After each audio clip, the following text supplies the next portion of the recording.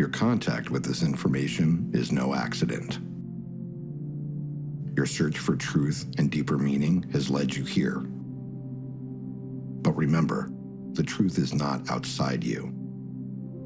It comes from deep within you. There is more to this reality than you are being told. And we are all secretly asking ourselves the same questions. Who are we? Why are we here? And what is our destiny?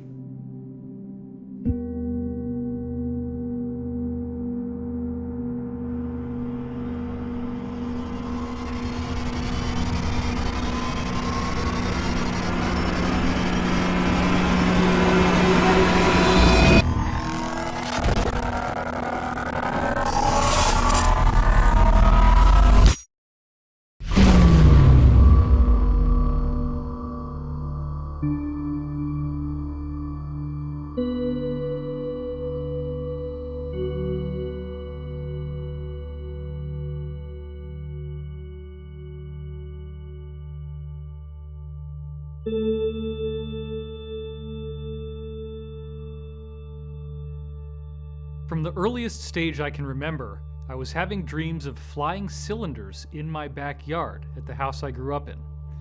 And these cylinders did not have wings, and they would sort of flutter in the air. Interestingly enough, I also had many meetings with an old man who seemed to be connected to these flying cylinders. The old man had gray hair and a gray beard. He had a robe. He wore sandals. This man had such a connection to me that I actually would cry when I woke up from these dreams. In these dreams, he was telling me that a stupendous event was going to happen in humanity's future within my lifetime, that it would lead to some sort of evolutionary leap for us in what it means to be human. And he also told me that I would have a very key role to play in this awakening. He also said that I would be needing to learn as much about science as possible, and also he gave me a keen interest in UFOs and ancient civilizations. I was taught to spend a lot of time looking into the stone monuments around the world. He told me that was very important. He also wanted me to understand what these craft were that this phenomena was emanating from. A very powerful event happened when I was 5 years old, where I woke up in the middle of the night and I was floating over my own body. My body was alive. I was floating over myself in bed and I could see myself sleeping. But interestingly enough, my astral form, or ghost body, as I thought of it at the time, had the same pajamas on that I was wearing in the bed. So I'm literally looking down at myself, seeing myself sleep, and I then floated down the hallway, feet first. I felt as if there were voices talking. I felt a very strong energetic presence. And then I stopped at the stairwell that I would normally be walking downstairs through. And at that point, on its own, my body turned 90 degrees and then tilted up on a diagonal angle. And I started to drift down the stairs. As I then surged with fear, thinking, oh my God, I'm dying, the experience suddenly terminated and I was not able to go any farther. However, I've come to believe that most likely I did have more experience after that moment in the stairwell, but that I was spliced back into my body without the memory being retained consciously. As I grew older, this out-of-body experience compelled me to try to get another chance. So for 2 years after this happened, every night I prayed to get another chance to fly out of my body and meet the old man in person, quote-unquote, instead of in a dream. After 2 years, I broke down and told my mother what happened, and she was progressive enough to tell me that what had happened to me was one of a series of things called extrasensory perception, or ESP. So literally, I'm a 7-year-old kid, and I went underneath the stairwell in the basement of my house, and there was a whole row of paperback books, one of which said ESP in big capital letters. The title was How to Make ESP Work For You by Harold Sherman. I started reading the book. I was in 2nd grade. Most kids were reading Clifford the Big Red Dog. I did not understand many of the words, so I had to use context, but I was able to get through the book. For me, Reading people's minds, knowing what they were thinking, that was commonplace. I was very aware of what people were going to say before it came out of their mouth. I was very attentive to the eyes, the body language, the ambiance, and the nuance of a particular environment I was in. All of these things in my early childhood seemed to be anomalous until you started talking to certain insiders, at which point you realize this fits in with a greater mosaic. And it suggests that, like many others on Earth, I'm not suggesting that I'm unique here, there was extensive extraterrestrial contact that still to this day I have not been able to recover the memories from. Everyone in the UFO community is faced with a seemingly outrageous challenge to try to make sense out of the enormity of material that there is to study. How do you effectively navigate a course through an incredible body of material that encompasses many different ancient civilizations that have megalithic architecture or giant stones? How do you bring in the element of secret societies and the occult ceremonies that are taking place within these societies? What is the relationship between those secret societies and the governance of our modern world at the elite level? Is there a deep state? Is there some sort of supranational cult that is actually controlling the world? And then, how does this knowledge gel with the concept of a spontaneous quantum leap in human evolution that could be coming our way? A good starting point for this esoteric investigation is to rethink everything that we thought we knew about history.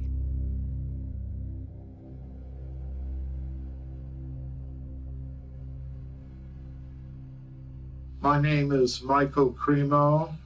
I'm a researcher in human origins and antiquity, and that has led me into other questions related to human origins, evidence that goes beyond the timelines that modern science now accepts. Some people use the term OOPArts. That means out-of-place artifacts. According to what most scientists now believe, humans existed in a very primitive state for many hundreds of thousands of years. Human ancestors like Australopithecus and Homo erectus, Neanderthal, and so on. They think, according to the standard ideas, that the first humans like us came into existence about 200,000 years ago. And they think the first civilized humans began to exist about 10,000 years ago. But if you look at some of these out-of-place artifacts, you can see some really amazing things. Some of them are pretty extreme. We have this very interesting area in Africa, and this area is called Klerksdorp. One of the more extreme examples were the Klerksdorp spheres. They're made of a naturally occurring type of iron ore called hematite. And these spheres, in multiple cases, have a very clear structure of 3 lines that are all parallel to each other, inscribed directly along the equator of the sphere. To me, that opens up the possibility that these metallic objects with these parallel grooves that go around the center of each one were made by someone with human-like intelligence. What's really interesting is they're found in mineral deposits in South Africa that are about 2 billion years old. They are clearly artificial. They are clearly not a natural geological formation. They were carved by someone. This opens up another huge category of information, which is what has been referred to as the ancient builder race. My name is Corey Good. I'm a secret space program whistleblower and a extraterrestrial contactee. Because of my access and clearance in the programs, I was able to learn a lot more than what is generally available about the history of our solar system. So during the time that I had this unprecedented access, I also started to look deeper into the history of our cosmos, and I started to find little bits and pieces about an ancient race that they refer to as the ancient builder race. And they called them that because they knew nothing about them. They had found ancient structures all throughout our solar system and other solar systems that were around 2 billion years old. This is also a distinctly fascinating correlation because for many years I have found connections between what the insiders are telling me about the secret space program and a unique body of material called the Law of One. The Law of One material claims to have been generated by extraterrestrials through a telepathic communication. I lived with the people who generated this for 2 years. Their group is called L&L Research. The source of the Law of One claims that it originated on the planet Venus when it was Earth-like. They are similar to us, as in third density, or third dimensional if you will, and they said that they date back 2.6 billion years ago. Now that is amazing, because we didn't know about the Klerksdorp spheres back in 1981 when this came through, and yet the dating they gave in the Law of One for when they were third dimensional like us is exactly the same as the geological dating of the Klerksdorp spheres. And best of all, in the Law of One, they said they had a particular affinity for the pyramid shape, and they built it extensively. Therefore, it does appear that the solution to the mystery of who is the ancient builder race is that this is the group now identifying itself as Ra, the group that gave us the Law of One material, the same group that ultimately contacted Corey Goode, appearing as blue avians, now appearing in 6th density, billions of years later, after they were like us. They are apparently the most evolved extraterrestrial group that has ever been involved with humanity. So one of the few things that we do know about this ancient builder race is that they had created this giant defensive grid around this local stellar neighborhood that we're a part of. 52 local stars clustered together. And they had created these giant Death Star types of ships that were the size of moons and planets that set up a grid around the entire local star cluster that prevented any types of intruders from coming in. And this grid was in place and kept our local stellar neighborhood safe from intruders for billions of years. It does appear, based on some very understated things they say in the Law of One, that they had quite the vast civilization, that they spread out to many neighboring stars. This is the ancient builder race. They colonized all the neighboring stars in our solar system. Then you have to ask yourself, what could have survived for more than 2 billion years? Well, this is very fascinating because throughout our solar system, according to insiders, we have a cosmic junkyard. What is the junkyard? It is a collection of crystalline ruins. These ruins are made of a glass-like material, and the material is not actually glass, it is a transparent aluminum alloy. There have already been alloys of transparent aluminum made by various companies here on Earth, and when they stress test these alloys, they find out that they are 5 times stronger in their tensile strength than bulletproof glass.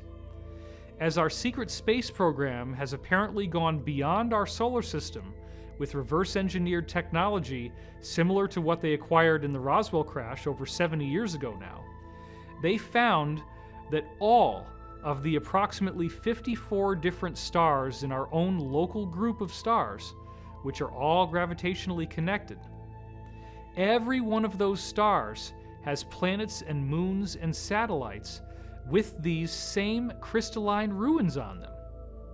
Obelisks, pyramids, and domes. Fly by the comets, visit asteroids, visit the moon of Mars. There's a monolith there, a very unusual structure on this object that goes around Mars once in 7 hours. When people find out about that, they're going to say, who put that there? Those obelisks, pyramids, and domes only constitute what is visible on the surface. The ancient builder race spent a lot more energy building inside these moons and planets. We're talking about vast regions that are habitable, where all you really need to do is seal off the door to the outside and reintroduce air pressure. And now you have pressurized an environment that can be occupied by human beings. What I believe is that in 1976, when Viking did this incredible reconnaissance in the bicentennial summer, they photographed something that was a mystery, was at the centerpiece of the NASA raison d'etre for going to Mars, the search for life, and they then never followed up. It's a set of pictures, two separate sets of frames at two different sun angles that show a collection of pyramids, an astounding geometric regularity in this layout. We don't have to prove they're artifacts. All we have to do is provide probable cause to suspect they could be, and then the ethics of science say you got to go and test. When you go back to the original NASA imagery of the Martian surface from 1976, there are two frames that really matter. There's 35A76 and there's 70A13. When you compare what is on these two frames, you can clearly see a city of what obviously appear to be pyramids, which apparently again were emulations of the ancient builder race crystal pyramids that they had found throughout our solar system and beyond. There is a gigantic pyramid, estimated to be 1.5 miles wide, and this pyramid is clearly pentagonal, 5-sided. But what is even more fascinating than that is that there are 2 of the 5 corners at the top of the pyramid that are narrower than the others. And when you actually look at the pyramid, it is the 5-star human pattern of the human body. You can superimpose the Vitruvian Man on top of what they call the D&M pyramid on Mars, and it precisely fits. Now, what does that mean? That means the 5-sided pyramid on Mars is anthropomorphic. It is a human image. It is a pyramid built in the image of the human body. So believe it or not, pyramids and obelisks have been found on the moon, on Mars, and on other moons and satellites throughout our solar system that are very damaged and very, very old, over 2 billion years old. This civilization that was on Mars was very aware of the ancient builder race, and that these ruins, as their civilization evolved, they discovered they were very extensive. They were always made of this transparent aluminum crystal, and there are many places you can go where you can go inside a moon and find enormous cities worth of space. I'm Dr. Michael Sala. I'm the author of the Secret Space Program book series. I'm investigating ways to introduce information concerning classified technologies that have been suppressed from the general public for decades and are now going to be released, we think, in the very short future. Some of you might be asking, well, how could giant bases be built on the moon? Well, we know, according to a group of Japanese scientists that released a paper in 2017, that giant caverns have been discovered in the moon, and that one of these caverns is big enough to house the entire metropolitan region of Philadelphia within it. The people who were involved in this ancient builder race seem to have mysteriously disappeared, and the cultures that came after them worshipped them as gods. They would emulate their architecture. The people who were on Mars, which we call the progenitor race, they actually built their own structures that were very similar to what they had found all throughout our solar system. We had Tiamat, which they say is basically a supermassive Earth. And we had Maldek, which was Mars, much smaller than Earth, but it was behaving as a moon around Tiamat. 2 different civilizations had developed, and they were very similar. The beings on Tiamat, they all had these elongated skulls that we've seen in various studies, but they were slightly different. The beings on Tiamat were slightly taller and had different shaped skulls. The beings on Maldek were slightly skinnier and smaller, and again had slightly different skulls, but they were genetically related. They were considered basically cousins. and they had royal families from both sides that were in competition with each other and warred with one another. So at some point, this group that we call the pre-Adamites, they entered into warfare with another civilization that is in our local 52 star cluster. And they developed this plan to harness the ancient builder race grid and to use it as a weapon against their enemies. And this grid, it works through what we call the cosmic web. Every star, every planet is connected with an electromagnetic filament. And that's how portal travel works. You travel through these electromagnetic filaments.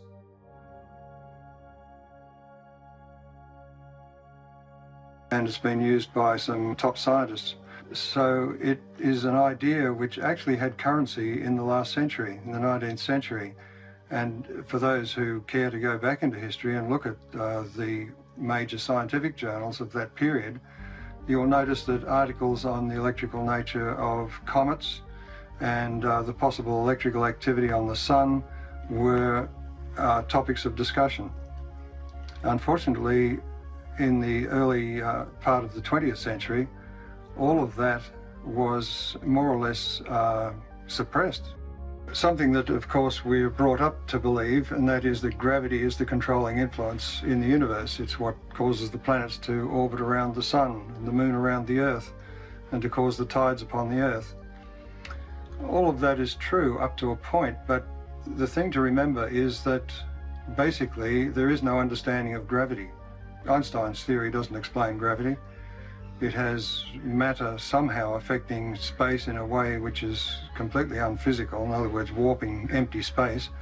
There's no explanation as to how this might happen or what it even means. So we have more equations, but without any real meaning. What I'm suggesting is that we don't have an explanation for gravity, and until we do, we will not understand the limitations of that theory. 2017, on my website, I released 2 DIA reference documents that had never been released before. These documents were given to me by Washington, D.C. Beltway insiders, and they wanted me to release them on a certain date. My name is Jordan Sather. I'm an internet influencer, speaker, and journalist. So the interesting thing about these particular DIA documents, these documents that were written for the ATIP program that the DoD conducted between 2007 and 2012, these DIA documents, we've never actually been able to read them in the public domain. What's really interesting is that at the end of 2017, Corey Goode had actually released 2 of these 38 DIA scientific papers to the public in full. And this has actually shocked many of the people who even wrote these scientific papers. Dr. Eric Davis, he confirmed that Corey Goode was the first person to leak some of these papers out into the public. Corey Goode is unique because he's the first person that I know of that is both a contactee, someone who has had extensive contacts with extraterrestrial civilizations, while also being an insider of actually having worked in some of these compartmentalized programs.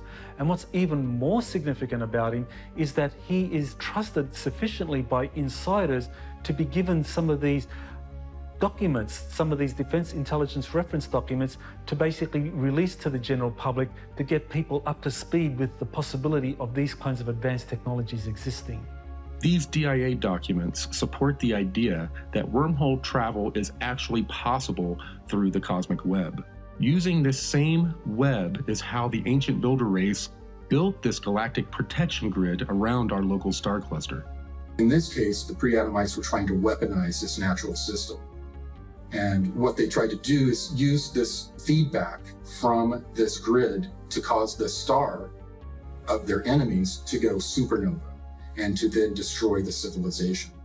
But they didn't time it right, the way that energy passes through this cosmic web, and they chose the exact wrong moment, and it caused our sun to superflare. And when it did, it destroyed Tiamat and ripped the atmosphere away from Mars, and it then also affected the atmosphere of Earth, and all of the other planets, their trajectories changed in this event.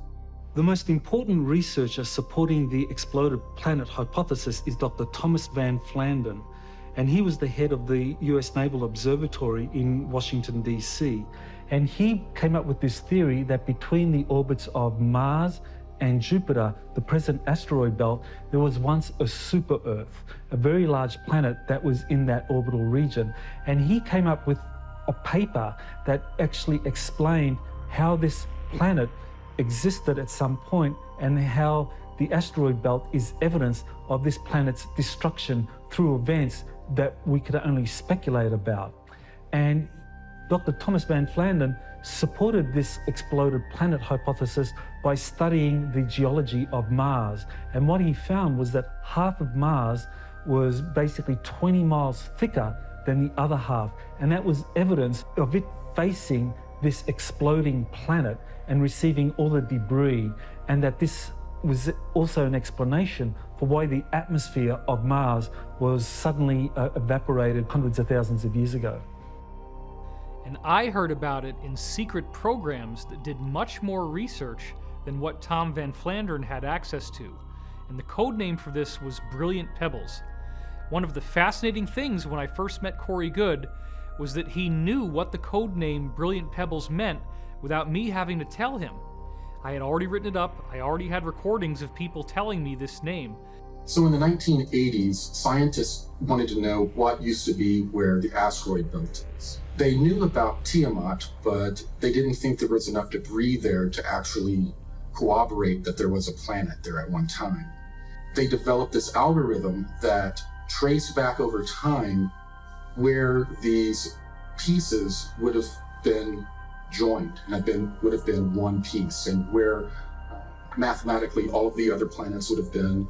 And they were able to extrapolate that yes, there was a planet that was in that location, but most of it had been blown further out of the orbit. Interestingly enough, though, there was a project Brilliant Pebbles in 1987 by the beginnings of the secret space program, SDI, enacted by President Reagan, that had to do more with a missile shield.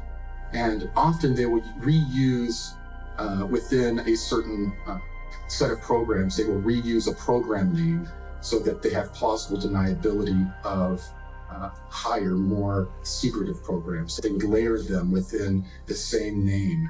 And that way, if someone would mention Brilliant Pebbles, one of the scientists would be able to say, oh, no, that just had to do with a missile shield. It had nothing to do with anything extraterrestrial. There's a CIA document that actually has the transcript of a remote viewing session where the remote viewer was asked to look at what happened to Mars just before a cataclysm that occurred up to 1 million years ago.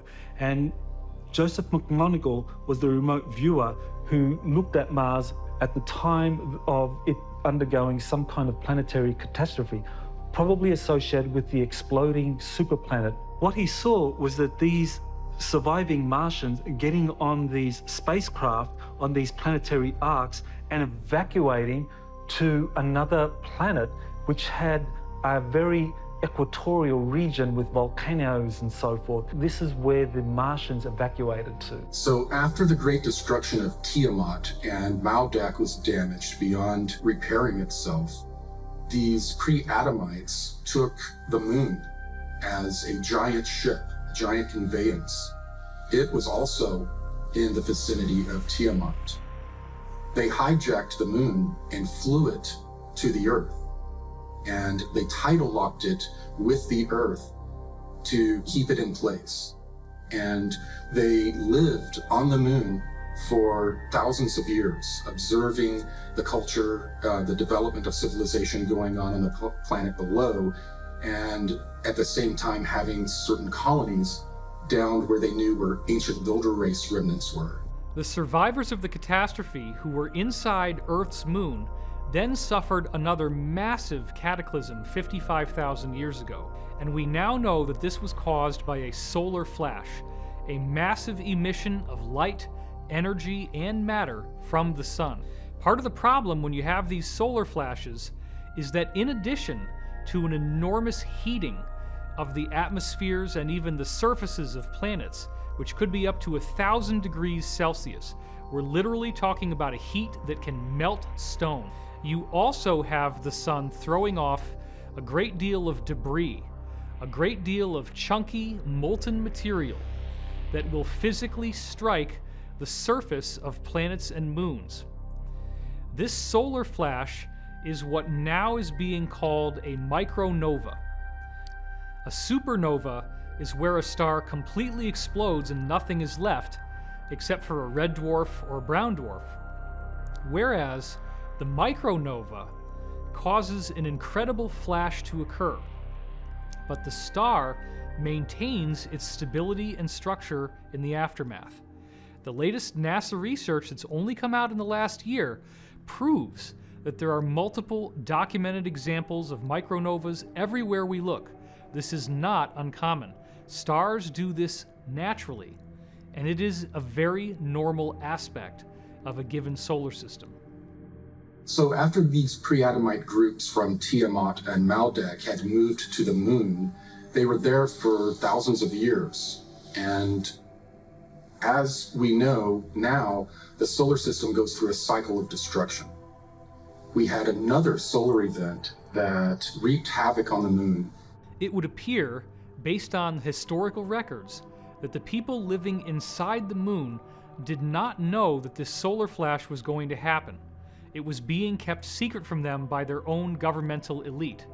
I once had an insider who we call Bruce, who described that his faction of the military-industrial complex was only able to go inside these inner passageways in the moon a total of 6 times on covert missions that they sent people in through.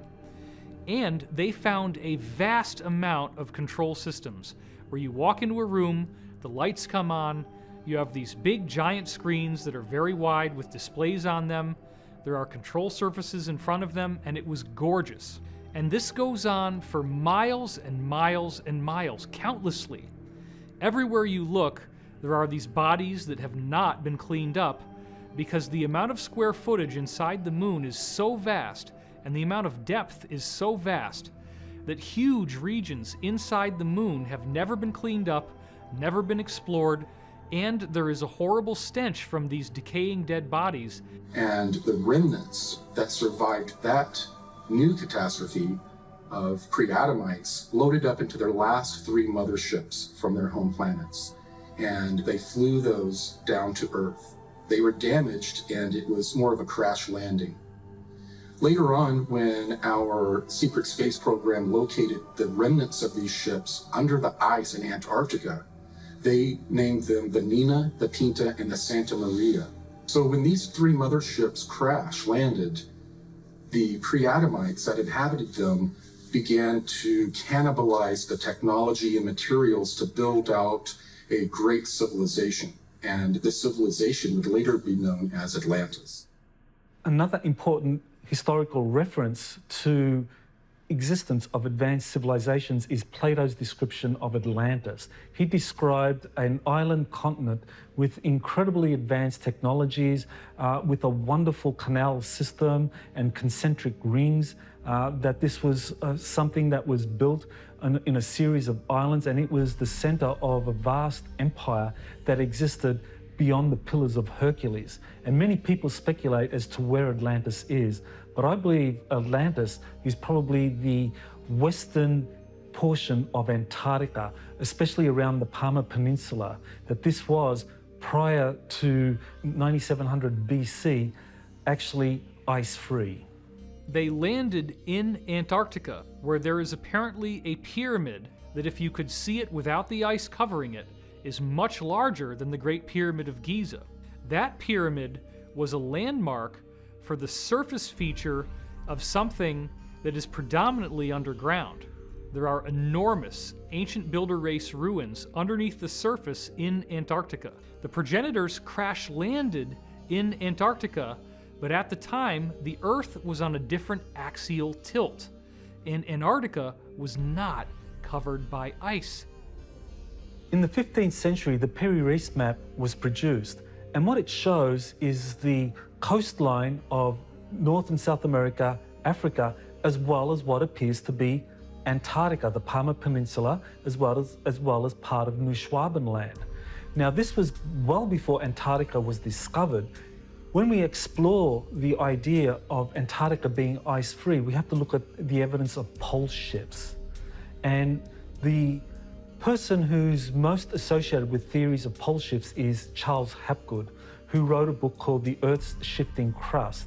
And his book was supported by Albert Einstein, who wrote the foreword to it, and basically believed that Hapgood was correct in terms of his theory, how the pole shifts approximately 40 degrees from one age to another age. This pre-Adamite group, while their civilization was thriving on Tiamat and Maldek, they became very, very proficient geneticists.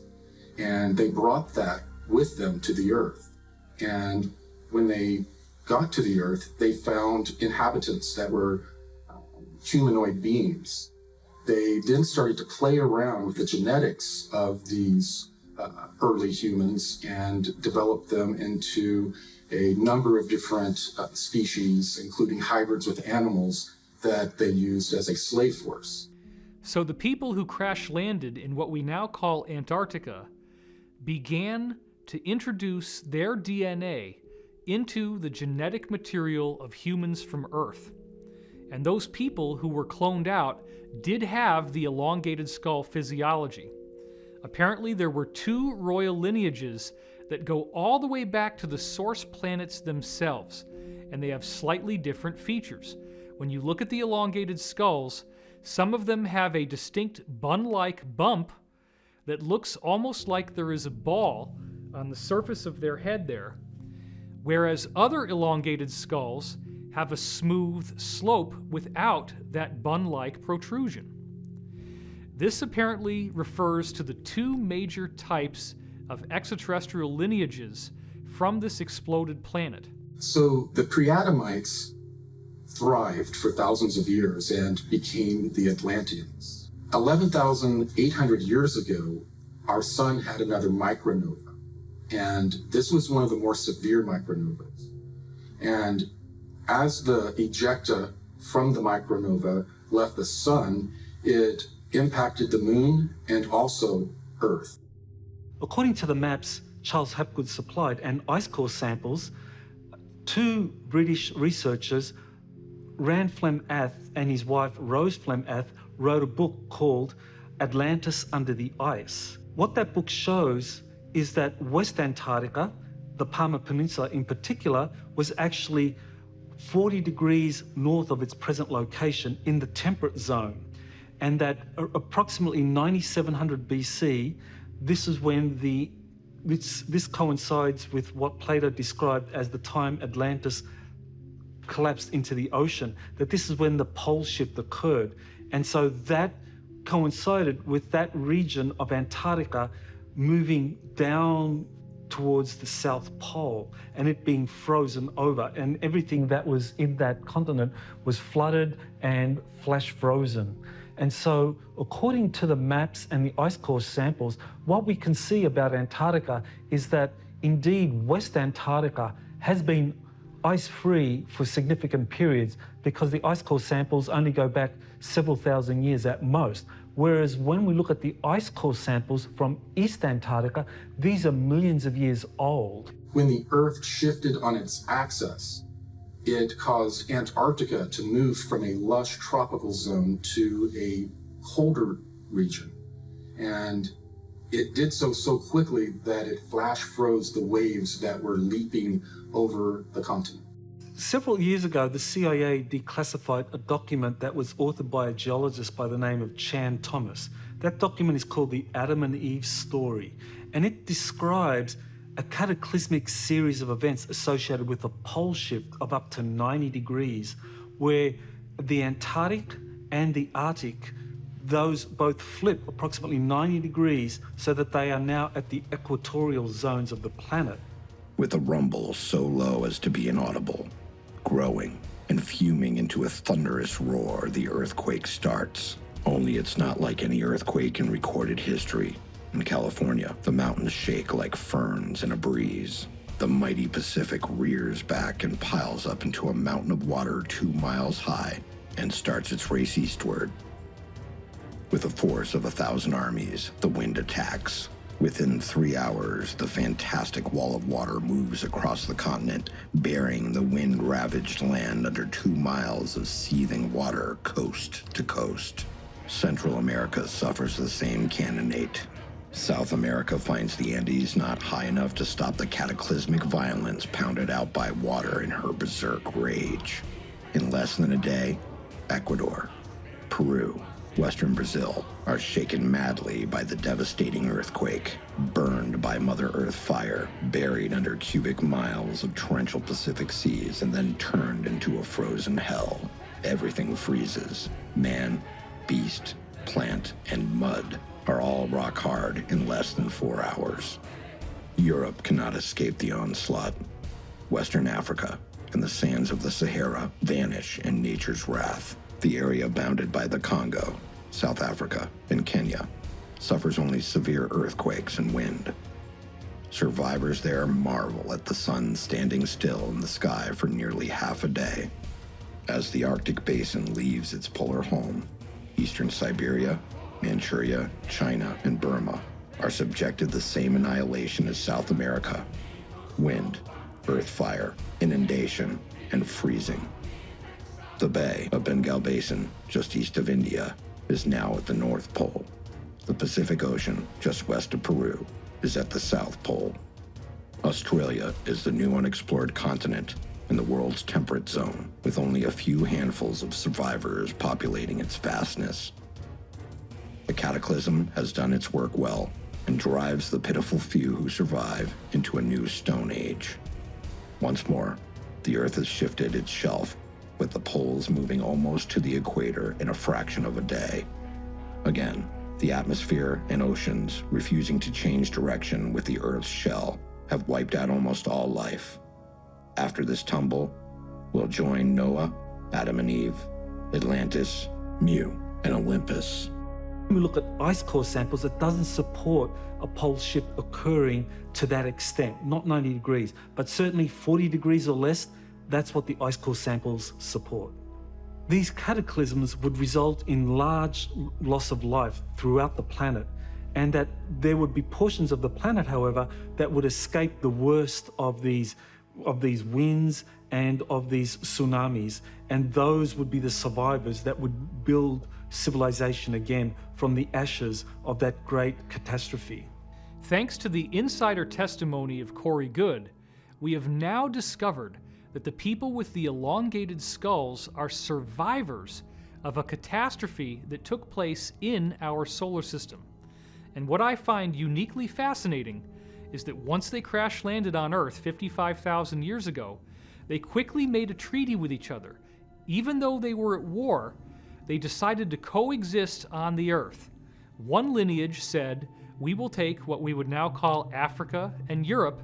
The other lineage said, "We will take South America, North America, and the eastern half of Asia."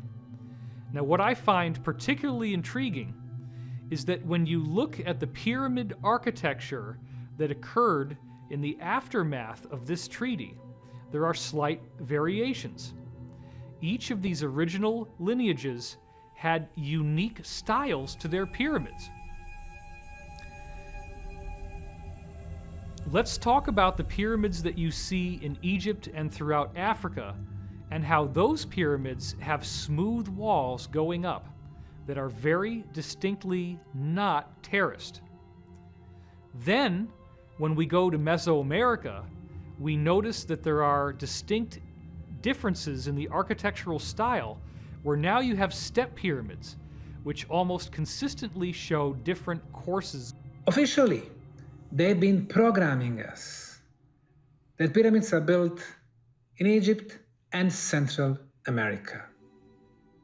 And that's wrong, because the pyramids have been built on all 6 continents. Probably at this moment in time, there is no living soul who have visited and investigated more pyramids than myself. In China, 250 pyramids near the city of Xi'an. We have pyramids in Indonesia. Our friend, Dr. Danny Hillman, discovered pyramid in western part of the island of Java. It is known under the name Gunung Padang, the Hill of Light. Cambodia, Southeastern Asia, the Koh Ker in the northeastern part of the country, a beautiful pyramid. Australia, 2 hours drive from Brisbane to the north, Gympie Pyramid. In Africa, 155 pyramids. The island of Mauritius, 4,000 kilometers away from the African continent, in the middle of the Indian Ocean, 7 beautiful stepped pyramids. More than 300 pyramids in Peru. And then Tucumã pyramids in the northern part, more than 200 of them. The biggest one, of course, Huaca del Sol, the Pyramid of the Sun, near the town of Trujillo. There are probably well over 100,000 pyramids, maybe up to 500,000. But more than 97% are still hidden in the jungles and forests. At Angkor Wat in Cambodia, we have a very unique outlay of different pyramidal type sites. And, according to the work of Graham Hancock, those different architectural sites, although they appear to be randomly positioned, actually align with the constellation known as Draco. And what's best of all is that there is a drift in the Earth's axis called the precession of the equinoxes. And the alignment of where this series of pyramids in the Angkor Wat area of Cambodia line up with the position of the Draco constellation, this only works if you go back 12,500 years ago. And this is precisely the same as the alignment that everyone is familiar with the pyramids of Giza and the stars in the belt of the constellation of Orion. Another thing that is very fascinating about Angkor Wat is that when you look at some of the temples within this area, and there is one, for example, called Bakse Chamkrong. Oh my God, it looks exactly like the step pyramids in Mesoamerica. As you look at this overlay, notice the perfection of how these two different pyramids fit together. This is not a different society. This is a unified culture. But wait a minute, we've got Mesoamerica and we've got Cambodia. They're separated by the vastness of the Pacific Ocean, and yet they're using exactly the same architecture. The elongated skull physiology has been found all over the planet. We see it in Boskop, South Africa. We see the same type of remains being dug up in a dig in Siberia in a town called Omsk.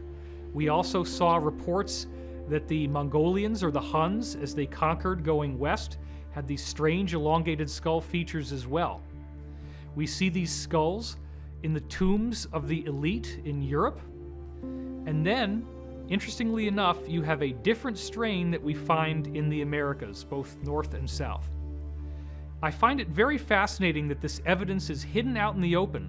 We see these elongated skulls all over the world, but we don't ask the deeper questions. This becomes a very important question of how the modern-day Illuminati, deep state, or cabal actually do believe that they are the remnant of these people with the elongated skulls. The deep state consists of the Rothschilds, the British royal family, the Vatican, and the Chabad cult, which many Jews do not consider to be Jewish. They consider it to be a Khazarian criminal organization. The secret societies are higher than the countries in terms of the loyalties of their membership. Whether it began with with stellar civilizations, I've met someone who purports to be from a stellar civilization, and I've been informed they don't like the term extraterrestrial. They prefer stellar civilization. Be that as it may, whether you believe in extraterrestrial stuff or not, it's clear that here on Earth there's a 1%, there's a 99%. And in 2012, the forces of good started to win. And the Mayans and others had predicted this. And I think the way I explain it to myself is that the collective meditation and prayer that was being done ended up bringing in the positive stellar civilizations, and now the negative stellar civilizations are on the run, and the elites are on the run. Now, the good news is I think human beings are an experiment in free will. And I believe that if we can resurrect our individual sovereignty, there is no power in the galaxy that can stand up to us.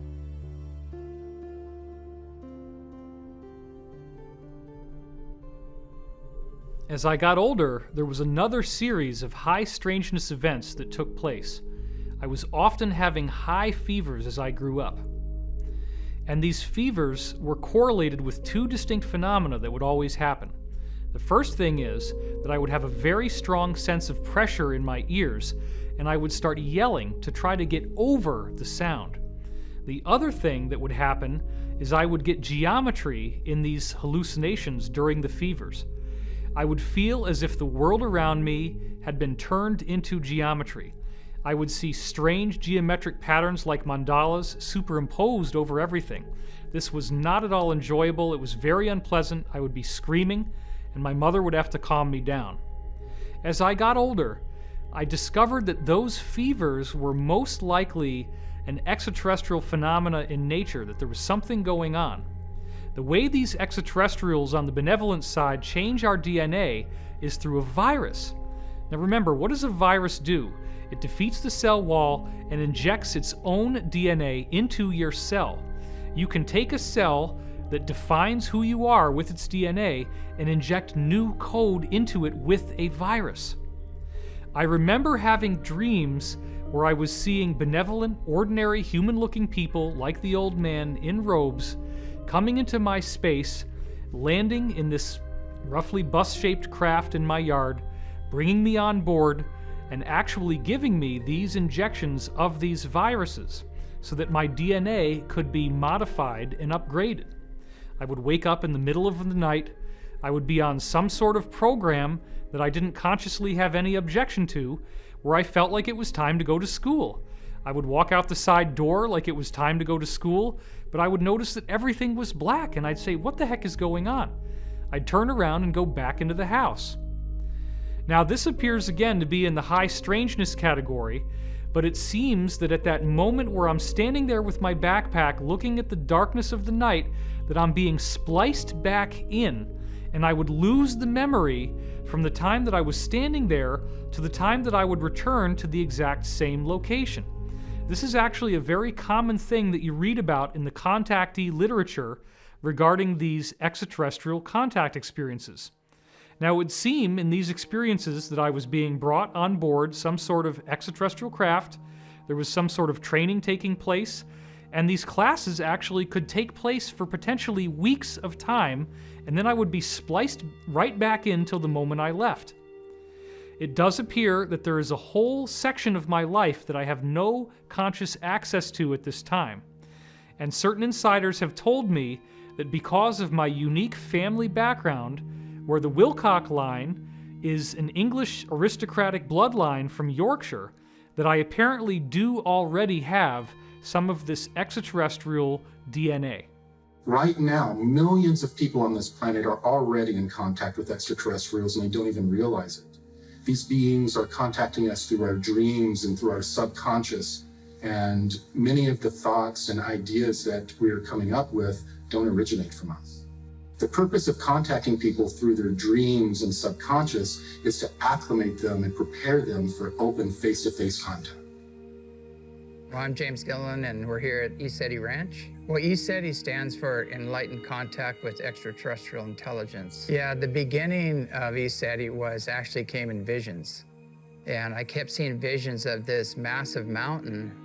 And when I first came on the property, it was just unbelievable. It was like a movie out of the Old Testament or something. The mountain just, clouds started changing. There's a giant lenticular cloud. It was lit up orange underneath.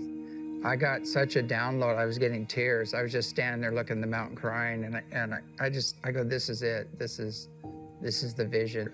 I was focused on creating a healing center, like a retreat center, and I wanted to just make it totally eclectic. I didn't want to to pigeonhole it or keep it with any one group. And about probably halfway through of building this center, they started showing up. The ships started showing up.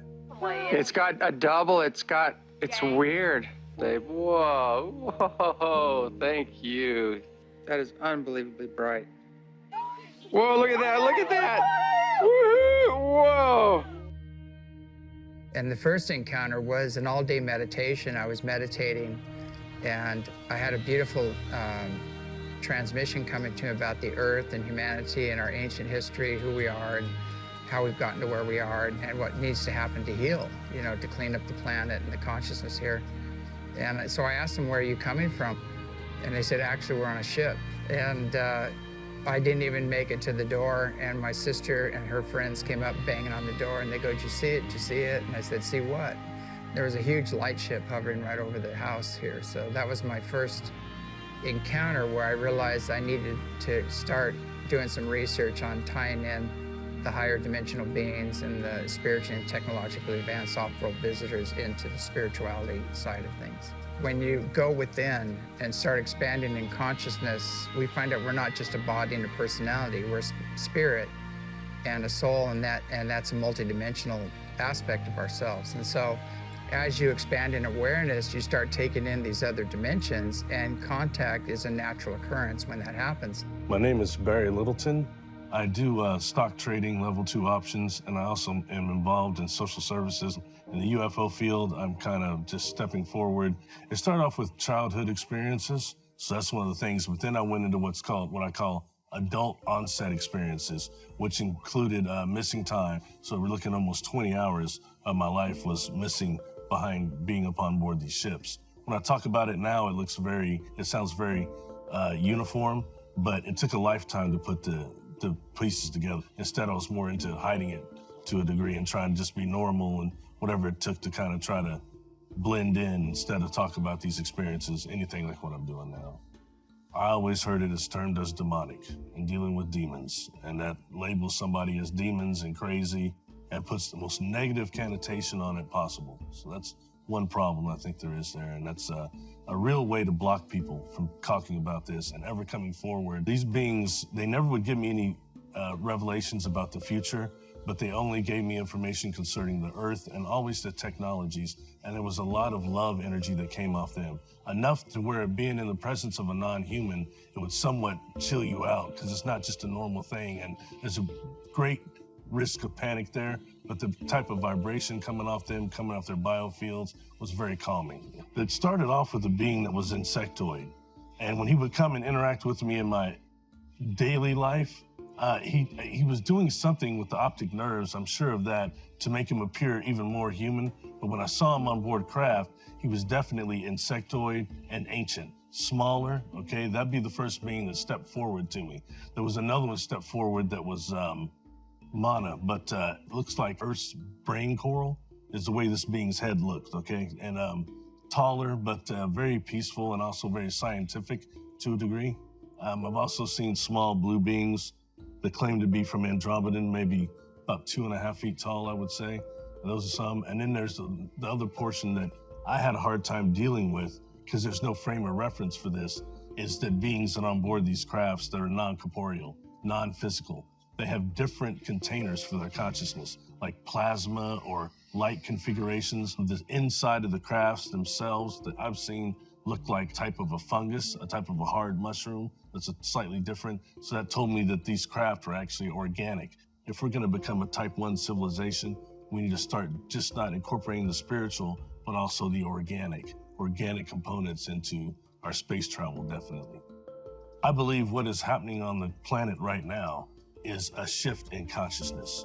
And meaning not, I've heard it called other things such as ascension, we're gonna go to another dimension. I've heard all these things, but I think in reality, it's a shift of consciousness. Because at least in my opinion, 85 to 90% of our population has had extreme contact, but they can't remember it. They're unaware of it due to the fact our perception is so molded. Internet has helped with starting communication amongst what I call melanin-dominant contactees, experiencers. And like I said, it was the indoctrination of religion that kind of stopped that to a degree. But right now, I think that the fact that certain people are coming forward and taking it through darts, a few darts, is making it more accessible to others and others more comfortable about it. I believe they are reaching out because they're wanting right now to help us with this shift in consciousness. And what has been shown to me is humanity does have a type of free will, but we're not going to be allowed to destroy the earth anymore. Yeah, my name is Robert Salas. I'm had experience in the 60s at Malmstrom Air Force Base as a missile launch officer. When this incident happened, right afterwards, we were ordered to sign a non-disclosure statement, and that had very strict penalties if we broke that. The incident was classified. However, since it had been a long period of time, they were going to declassify what I'll call the Echo flight shutdown of 10 missiles. The Echo flight incident happened March 16th, 1967. Ours happened 8 days later, March 24th, 67. In addition to that, there have been many other incidents involving UFOs at nuclear missile sites. It happened again at Minot in 1968. It happened at Whiteman Air Force Base, right, and other bases, similar incidents. It took time to get to the point where I realized that we were certainly not alone in the universe. And I had plenty of time, of course, because I couldn't talk about it. But eventually I did get to that point, and it was a kind of awakening that what we were doing on Earth here, building up nuclear stockpiles, having the ability to completely destroy every living thing on the planet, was not acceptable, not only to us, but to others in the cosmos. The bombings of Hiroshima and Nagasaki still haunt me. I think about that a lot. And the fact that we could easily be involved in nuclear war today. We've done it with Chernobyl, we've done it with Fukushima. That's immoral. It's immoral to the whole human race. We can't just adopt the morals or ethics of one particular country or group of people. We're talking about humanity as a whole and how we fit into the cosmos. You know, we are, it should be obvious to everyone by now that we are not alone. And it's ridiculous to think that we are. And the entities have spoken. They have said, you should not have nuclear weapons. My name's Peter Maxwell Slattery, and I'm from Australia, and I'm a lifelong experiencer with probably the largest catalogue of UFOs, paranormal activity captured on camera and video in the world. There's so many different types of crafts that I've filmed, whether they look like they're plasma, they're morphing, changing shape, these egg-shaped type crafts, pearls, and that's, you know, we look at the translated word of Buddha, they talk about pearls in the sky that brought the gods down to earth to visit man. I've always been an experiencer since a young age. It started off with telepathy. Not long after that, I started to see grey aliens, but they were white. I didn't know if they were alien, you know, angels, demons. I just didn't know what it was. My journey with coming out about my experiences was the hardest thing I have and ever will do, in my opinion. I've been shot at. I've had death threats. I get hate mail almost on a daily basis. And I didn't ask to go on the news or to talk about this. I had the news come to me and ask me if they could use my footage, and I just wanted to know what the hell was going on. I went and got brain scans, I went and talked to people. I thought I was literally going insane. A lot of us do think about suicide. We think about just going away and never ever seeing anybody ever again, or just completely forgetting about this reality and going back to a 3D life. To tell my mother and father, my brother, my stepbrothers and sisters, friends, I was sort of stupid to some extent, thinking people are just going to believe this because I experienced it. Because when it's happening, it's like, you know, the world needs to know this. This is the most important subject. It goes through everything to do with energy, agriculture, society, everything we can think of, space travel, our consciousness and how we treat each other. This, hands down, is the most important issue. Every aspect of your reality changes when you're experiencing what I call multidimensional reality. An experience that I've had that really touched my heart with the start of all this was I was in my lounge room and broad daylight, middle of the day, and I was approached to what I can only call is liquid blue light beings. Now, before this experience, I'd seen these liquid blue light orbs coming in and out of my house. I didn't know what it was, but one day they appeared as 7-foot tall light beings. They were all male, they were all female, and the information exchange from that experience, it didn't last too long, but there was like, it's almost like somebody stuck a USB stick in your consciousness and all this data, imagery, information of a wide range of scope on different aspects of not just humanity, but who we are, where we come from. All this data just came flooding in. But the information from this being was relating to who I am, that I need to wake up and remember who I really am. It comes down to something that I call Operation Starseed. And why I say starseeds, not just are we from the stars, we are from Source, an overall collective. They showed me the makeup of this reality. I've shown other universes, and each universe we could call Source or God, and it had its own planes and dimensions that created another super intelligence. These universes were cell of a bigger intelligence.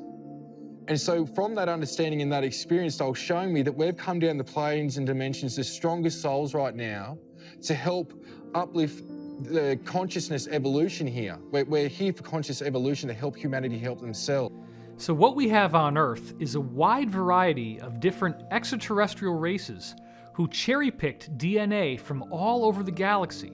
Let's look at this particular population. Let's look at this particular population. They're all fundamentally human, or humanoid at least, because that's a constant throughout the galaxy. But this particular human race has a spiritual sense. This particular race has telekinesis. This particular race has telepathy, or has some sort of unique resiliency. And can we chop that out and then make our own designer humans who have the best of everything we can find all throughout the galaxy? Over 60 of these genetic farmer race groups came together and formed a super federation. And this super federation was formed to help them manage this great experiment that was made up of 22 different genetic experiments on human beings on this planet. Some of the examples of how they would make these genetic changes is that they would use viruses as delivery systems. They would make changes to certain genetic markers or genome in this virus and use the virus as a delivery system. And not only did the virus deliver the genetic changes to the civilizations they were working on, but they also were used to cull off the weaker genetics and allow the experiment to thrive. These genetic programs were developed to boost or enhance the natural evolution or ascension of the beings on the planet. And what they would do is they would take a genetic approach where they would tinker with our genetics. And instead of allowing eons of time for genetic changes to occur, they would cause them almost instantaneously.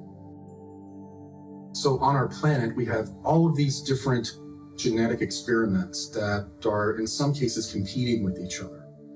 To prevent these experiments from mixing with each other or wiping each other out, they began to develop social norms and different ways for these cultures to self-police and protect their own genetic experiment from being interfered with. So as they're helping us evolve genetically, they're also helping us evolve on a consciousness level. They bring us various belief systems, religions. They instill social norms in us that help us self-police ourselves and manicure our consciousness along with our genetics to develop them in tandem. Even today, these experiments are compartmentalized through religion, language, geographic location, and culture. And there's also a cosmic component. The goal is that eventually the civilization that they're experimenting on and working on become self-guiding. They get to a point to where they control their own genetics and their own consciousness development, as well as join this super federation in going out to other planets and assisting those civilizations in the same process. Now that we've developed to a point of traveling the cosmos ourselves, we've gotten to a point to where we're self-managing ourselves, and this super federation is being disbanded, and we're taking over our own genetic and spiritual development. As a result of all of this, the infrastructure that has been built out secretly in our solar system will now be handed over to the rest of humanity. Another very important point to note here is that the DNA changes that the genetic farmers put into us are at this point still predominantly dormant. They are, if you will, locked up in the 95+% of our DNA that appears to not normally be used, which our scientists call junk DNA. We only use about 5 to 10% of our DNA for building our body.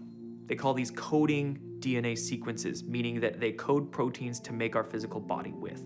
90 to 95% of our DNA is non-coding DNA. In other words, mainstream science has no idea what this DNA really does. They call it, quote, junk DNA. Why would any sort of intelligent designer put junk in our body? Put something in our body that's useless? That wouldn't happen. In fact, what I believe is that this 90 to 95% of junk DNA is actually used metaphysically. It's used for our consciousness in ways that we just don't really understand yet. My name is John D'Souza. I was an FBI special agent for 25 years. One of the things that I notice at the FBI and in any law enforcement group really is that they are demonstrative of the larger rule that there's always a percentage in any segment that demonstrate these extraordinary powers, these extraordinary abilities, 5, 6, 7%. Luckily for us, they save extraordinary numbers of people's lives using those abilities. I think what sets these people, this segment of the population, what sets them apart from everyone else is that they have some kind of marker that designates them as having parts of their DNA activated that the majority population doesn't have. And that's something that's evident no matter where you go in every group. There's always that segment, that remainder of people that they just activate. One of the first great experiences of the paranormal that was shared by me and hundreds of other law enforcement officers was what we called the Indigo Kids of 9/11. This was groups of little kids as young as 5, 6, 7 years old, all over the United States, that in the weeks and just days before the 9/11 terrorist attacks, they had cognitive experiences of what was going to happen. And they displayed those experiences the way the little kids would. At school, sometimes they did it with drawings, with finger paints, with arts and crafts, representing burning buildings where people were jumping out of the buildings. And no one really paid that much attention to it until 9/11 happened. And then we in law, we set up all these intel centers saying, report anything at all that occurred just before 9/11, anything suspicious, anything at all, doesn't matter what it is. And people did. People reported these little kids. They reported them as having dreams and visions and arts and crafts representing what happened on 9/11. So we had to go investigate these little kids for possible connection to terrorism and their parents. We had to go question them, and we did. And in every case, they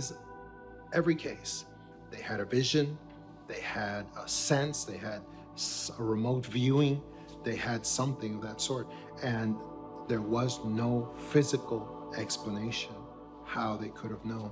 And that's the Indigo Kids of 9/11. It's very evident to me that corporations and government intel agencies are very intent on monitoring and identifying everyone who's had these anomalous experiences, because they want to identify them, because later on, they're probably going to scoop them up. It's like gun registration. You got to know where the guns are so you can get them all later on. Now, certain cosmic laws were established for these genetic experiments. To avoid violating these cosmic laws, some of these ET genetic farmer races would incarnate as humans and allow themselves to be experimented upon. These genetic farmer races would also incarnate here for raising our consciousness. We have various people like Tesla and Einstein who are most likely starseeds or incarnates of these extraterrestrials. These people brought philosophies and scientific principles that radically changed our civilization. One of my favorite quotes from Nikola Tesla is that he said the gift of mental power comes from God, the divine being, and if we concentrate our minds on that truth, we become in tune with this great power.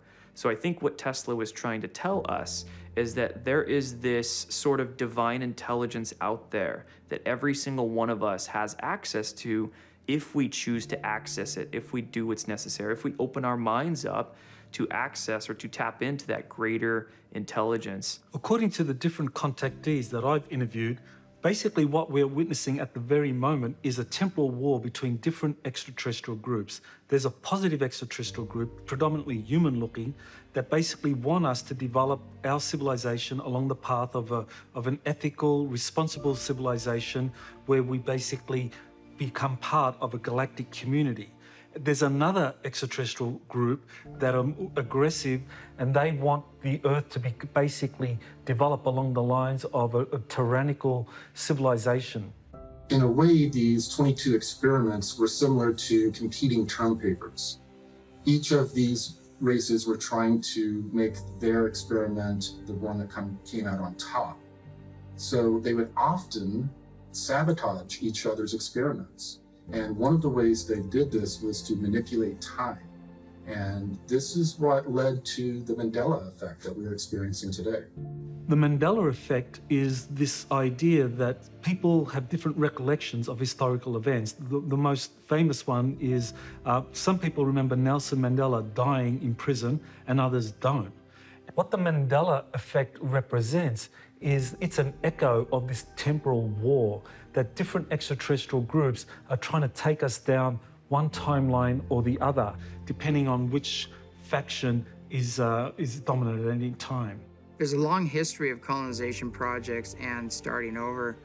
The best evidence of that is called Gosford glyphs in Australia. So the first landings were actually in Australia, not in Africa.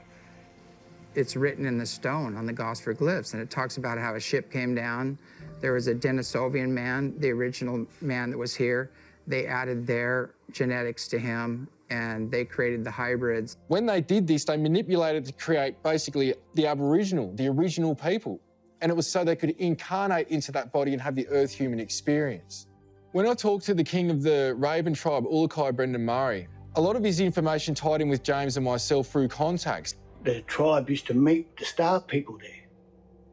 And then what happened was it was all positive and consensual. But then something happened at a time where other beings were turning up and started to actually remove people from that site and take them on their crafts. And in a time when the human DNA had that multi-strain, 6 double helixes instead of the 2 that we've been hindered to, where the people would transform and escape the kidnappings from these crafts. And the older people informed me that they were taking people off to other continents and creating new humans out of our DNA here. And it was a group from the Orions who were meant to be coming and doing the kidnapping. A negative ET group. Right across this continent, the DNA become attached to the land and the land attached to the actual DNA. We are no different to the planet itself. We're just a fractal. I know that there was 7 major forms of our DNA created in the first place. And I know that some people talk about when there was 7 major forms of DNA was first created, that they created another, like a future form of another 5, like semitones, for the development of the interbreeding, so that when these different physical aspects come together to create new life, then the soul structure was different as well from the previous generations. So that soul structure was already implemented in the ethos. So it's like music, there's 7 major tones, 5 semitones, which makes 12. The creators understood that there was a time when these 7 major forms of humans were going to start to mingle, and so they allotted these 5 extra tones or semitones for them people to be interbred with and to become interracial. Now, a lot of elders, whether it's in America or Australia or other cultures, they talk about that they were seeded by the Pleiadians. We also have a lot of rock paintings and cave art depicting what we call the Wandjina, the sky beings. My name is Clifford Mahudi. I'm a Zuni Pueblo Indian, and I have been working to get a lot of information among the indigenous groups, especially the North American Indians and our neighbors to the south, our brothers and sisters, the Mesoamerican Indian people. And I'm doing this because it is about time that we start gathering the information to convey and pass on to future generations. The origins of those protocols were provided by what, again, we call the star people, or are the spiritual people from different realms, primarily from what we call the sky people, and also the deities that they brought in from other parts of the cosmos. They were put in place so that they have one way of worship.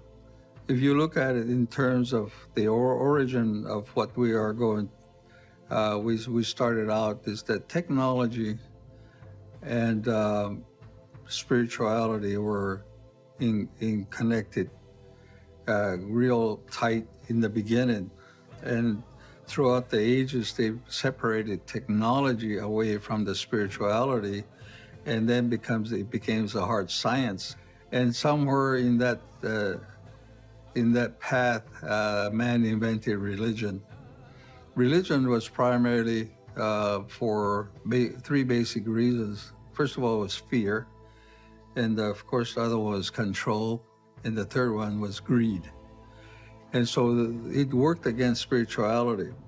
The indigenous community had technology that was performed through the conscious methodology. For example, there was remote viewing. I'm John Vivanco, and I've been in remote viewing for over 20 years. I was working in a civilian think tank. We were civilian operation, yet we were utilized by some of those in government. And usually the stuff in government was bizarre things. It was never normal type stuff. There's one case that we've really dug into, and that's the case of J.C. Brown. He claims that he came across a cave that went, 11, 14 miles underground. And he came across what he called the village, eventually he called the village, which was these cutout rooms. In these rooms, he found giant mummies that were up to 12 feet tall. We decided to take this case, see if we can find out first if it's real. What's going on here? Digging into these giants, we went further, right? So we also go and we identify the location where we can find them, the whole 9 yards. But as far as the giants are concerned, these are from an ancient civilization. These beings have been on Earth for a very long time. When we looked at where they originally came from, it was a seeding on one side, like humans, for instance, and then alien intervention, where they had genetically manipulated this species to be the way they are. And what happened with them was that there was a major cataclysm. This is probably around the time of the flood, so they were still around. And a major cataclysm occurred, especially up in the flooding, up in the Pacific Northwest, that wiped them out. And this cave system that these guys went to, these giants went to, was them trying to escape. and get out of the way of this cataclysm. Now, you had humans who survived this cataclysm. Whenever the Earth would have a catastrophic episode, these genetic farmer races would take the civilizations they were experimenting on underground to protect their experiments. You've got petroglyphs up in the Lava Beds National Monument in Northern California who they're describing the cataclysm. They're describing something that happened with the sun that destroyed a huge part of the Earth. And so these giants were wiped out in part by that and in part by, well, Native Americans. I mean, they hunted them down and they killed them. And I don't know how intelligent the giants were. We don't get them as being extremely intelligent. We get Native Americans, Native Indians, humans, this new version of humans as being extremely intelligent compared to them and able to just eradicate them because these giants would end up eating them. They would capture them and eat them.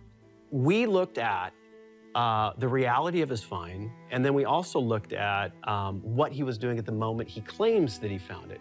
And those two things lined up. So we're getting giant mummies. We're getting weaponry. We're getting strange symbols on copper plates. Everything that he claimed that he found, we saw in our remote viewing data. There's copper scrolls are 20,000 years old. They've been dated. And it took me 42 years to decipher not even 15% of it, maybe less than that. Why are they hard to decipher?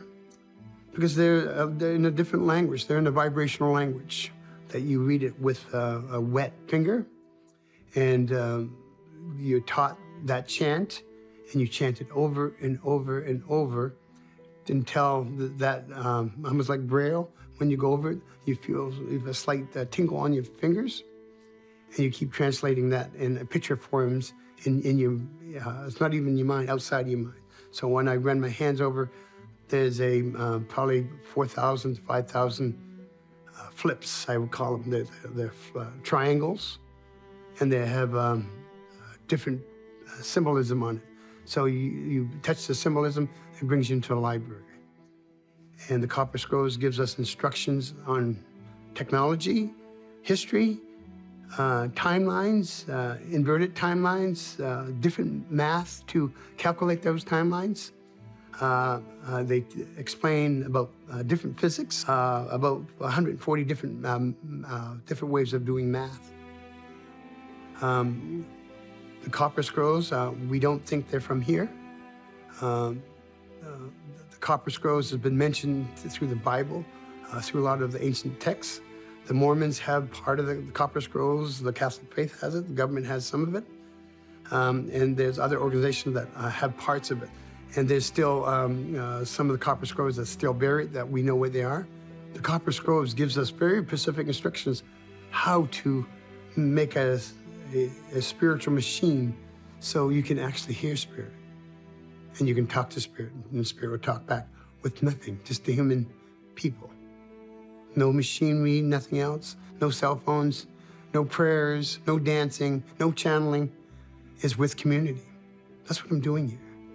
Some of our native indigenous civilizations that mysteriously disappeared, such as the Olmec, were actually extraterrestrial civilizations. So over eons of time, when in other star systems they went through similar catastrophic cycles, these genetic farmer races had brought them as refugees to our planet, and they would live on our planet for up to thousands of years while their system repaired. And then afterwards, they were removed and returned to their own star systems. So it turns out the Earth is a cosmic refugee camp.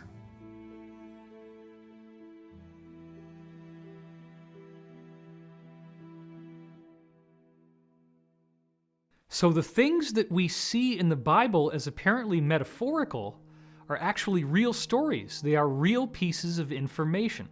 And this, I believe, includes the idea of Jesus arriving.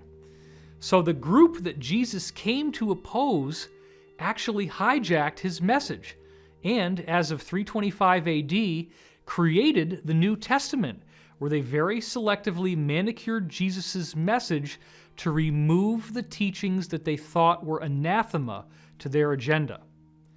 So apparently, Jesus spoke to one of the original apostles, Apostle Peter, about reincarnation. This apostle then said that reincarnation was the great secret teaching of Jesus. By removing reincarnation from Christianity, the Roman elite were able to create an airtight Trinitarian doctrine, where the Trinity is God the Father, God the Son, and God the Holy Spirit, and there's nothing else. The Holy Spirit becomes this sort of mystical thing that is not gendered feminine. You have the Father, which is masculine, the Son, which is masculine, and the Holy Spirit, which does not have a gender. Therefore, the role of the feminine is removed from the Trinity, and this is an important point. The suppression of the feminine by the patriarchy to hold down the feminine aspect of human spirituality, and the feminine perspective that would include itself in governance, in law, in education, in all different aspects of society. And one of the huge parts of awakening is, really understanding, feminine energy. And I think, really what's being rebalanced or coming to light for people is the end of patriarchy and the understanding of things like sacred union. But when women are holding sort of this historic resentment towards men, it's still not reaching a place that we need to reach, I think, with each other, to have unity consciousness, because it has nothing to do with men. It has nothing to do with women. It has to do with the programming. It has to do with something that's impacted both sexes. I mean, if you think about it, men have gone off and gotten their limbs blown off in war. Women have been exiled, and there's been a lack of, justice or lack of empowerment. So this is how we heal our DNA. So junk DNA is actually scrambled fire codes that hold masculine and feminine energies in balance. That's how it upgrades, and it connects to the earth grids too. So the rebalancing, has to do with recognizing that the junk is actually a treasure. And if we could see this reality as a really unbelievable love story, the love story is that we're seeking, truth. We're seeking the authentic. We're seeking the divine, and that's within ourselves. And we're divorcing the imposter. We're divorcing the system that has betrayed us. It's like a partner we would never want. It doesn't matter if it's masculine or feminine. It's not healthy. It's toxic, and it's cruel. So the rebalancing, I feel, has to do with, living this life like it's a true love story. But I think this is a huge deal for both, men and women. Men are getting more in touch with their inner feminine. They're willing to maybe share emotion, be more vulnerable. And women are, refusing to, be victimized. And it's all rising to the surface. But it doesn't come down to the gender as much as it comes down to that individual's relationship with their own inner masculine and feminine. And that's why, it's not about a rebalancing because something that the men did wrong. It has to do with overthrowing a system of control that has impacted and infected everyone. I do believe that Jesus' teachings dealt a fatal blow to the so-called Illuminati agenda of the Roman Empire at that time. The Illuminati actually believe that being nice to people, forgiveness, compassion, that these are weaknesses and the tools of our enslavement. And they believe that by being free of those encumbrances, that they are superior to everyone else. So part of their religion is that they will practice the extremes of both the positive and the negative path, or what they call the right-hand path and the left-hand path. So they will, for example, simultaneously create huge philanthropic endowments, where they give, in some cases, many, many millions, if not billions of dollars to humanitarian causes, while simultaneously performing the most heinous crimes imaginable against humanity. I want to point out that what Jesus was teaching us about ascension has proven to be of far greater significance than is normally given credit for. Most Christians tend to distance themselves from the idea of the so-called rapture. It is important to understand that the book of Revelation was something that happened to John of Patmos as a visionary, psychedelic-type dream experience. And, as is the nature of dreams, there is a great deal of metaphor and symbolism within the content. So, for example, the frequent repetition of the number 7, such as the 7 lampstands and so forth in the book of Revelation, actually refers to the 7 chakras of the human body, the 7 energy centers that we have, which correspond to the 7 basic layers of the universe, the dimensions or densities. This is another thing that is described extensively in the Law of One. There are 7 primary planes of existence that correspond with these 7 different grades of evolution that intelligent life must go through, of which we currently are only at the 3rd, which is the yellow center. So you have red, orange, yellow, or 1st, 2nd, and 3rd, green, which is 4th density, light blue, which is 5th density, indigo, which is 6th density, violet, or 7th density, the crown chakra, and then you go back to pure white light, or intelligent infinity, the octave, which is the original identity of the creation that we all emanate from. Now, where I feel that conventional Christianity has missed some very critical data is when we look at the fact that the ascension that Jesus is describing in the New Testament is actually also predicted in almost every other global spiritual tradition preserved in history on Earth. This traces back to 2 of the most prominent historians in the 20th century, Giorgio de Santillana and Hertha von Deschend. They wrote a book called Hamlet's Mill, which was their magnum opus, and in this book, they tied together these legends from 35 different ancient civilizations on Earth, where they all had information regarding this 25,000-year cycle in the Earth. The 25,000-year cycle appears to end with a solar flash, a catastrophic event which also represents a spiritual activation for those on Earth who are ready to appreciate its energetic benefits. So within these secret programs, scientists have become aware of what they're calling a galactic superwave. This wave is traveling through our galaxy and has multiple layers. They describe it as being a giant dust cloud, but with different energetic variables. What they had figured out is they had flown craft out to these locations, and when they did, the energy had a very strange effect on the consciousness of the inhabitants of those craft. People who were positive would bliss out, and people who had more of a negative vibe would become more so.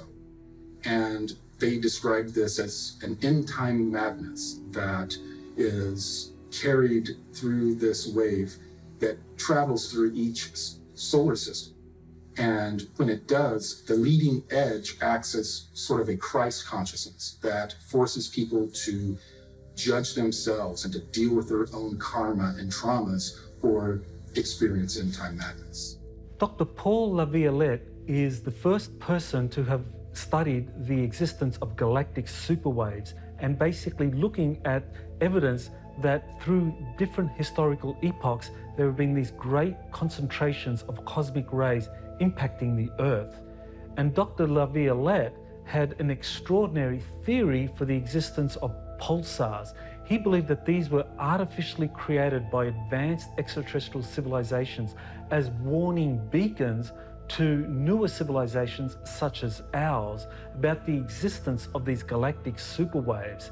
And he basically looked at a number of pulsars pointing towards the Earth and the frequencies that they were transmitting at, and saying that this was evidence that these pulsars are transmitting a warning to the Earth to be ready for the next galactic superwave, which, if we're not ready, could actually wipe out our civilization. Now, according to Corey Good, as the galactic superwaves sweep into our solar system, they could trigger a solar flash event. That would be where the sun's corona would be ejected in a massive super flare. And because the Earth is roughly 25,000 light years from the center of the galaxy, that's how long it would take for a galactic superwave to travel from the center of the galaxy to us at the moment. Now, that 25,000-year cycle is not just some nebulous thing. It actually has a very tangible marker in the wobble in the Earth's axis that takes 25,000 years to complete, and this represents the time that is required for the stars in the night's sky to drift through a complete cycle surrounding the pole star. This acts as a type of clock that tells us when the end of the cycle is going to occur. And these historians found that 35 different cultures around the world were tracking this precession, and they had information about this precession encoded into their religious myths. And it does appear that some singular source worldwide programmed these mythologies and left this material for us to discover. This would appear to be the work of the benevolent, positive extraterrestrials, which the people in the secret space program call the genetic farmer extraterrestrials. These beings knew that we were going to go through this ascension process. So in addition to the secret space program, a program was developed called the Continuity of Species program. And that program was developed to basically scare all of the nations of the world to provide a certain amount of their GDP to these elite to create underground cities and bunkers and colonies outside of our star system in case our sun were to micro or major nova. So the elite powers in control of this planet are planning for doomsday. It could mean a massive solar flare that gets emitted that society is not prepared for. Or it could mean a public that starts waking up, that gets really, really mad. So these elite powers in control, to prepare for a variety of scenarios that could mean their downfall, they've been building a huge subterranean cavern system, basically deep underground military bases, DUMBs. They're kept very, very secret. These free energy sciences and technologies that we've been discussing are most likely kept within many of these deep underground military bases, among many other sort of genetic and other experimentations that they want to do in secret. 20 years ago, I had a Soviet colonel who spoke to me about a deep underground base outside of Moscow that he had been at and he had worked at. And he told me the structure. He said all the levels that were the military levels, the levels that were laboratory and scientists, and he told me that the final level, the most restricted level, was the level that had alien presence on it. Only generals and their aides were allowed on that level. And he said, and even they were not allowed to look directly at these creatures. And that was also the level where they did human experimentation. He said there were bodies, human bodies in there, and he said it's the most extraordinary thing he'd ever seen in his life. Deep underground military bases, a lot of that space is dedicated to continuity of government, and so the national government support these deep underground areas. These elite powers in control, they have access to information of all kinds and data that tells them about coming cataclysms, things that are impending at any moment. And so they reserve these spaces for their purposes. And those national government leaders are thinking that they're going to get to use those spaces for whatever they need. They're in for a really rude awakening when the time comes, because they're going to get kicked out. So the elites are preparing using these underground bases. But it's interesting to note, higher consciousness people are also preparing by exploring new community models. My name is Sasha Stone. I'm, I think, popularly known for having founded the New Earth Nation, which is a sovereign movement of conscious people, living men and women of the living soil, so to speak. And, well, the New Earth Project and the New Earth Blueprint, which is an ongoing evolutionary process, is emerging in direct proportion to the degree to which human beings are fed up and pissed off with the status quo.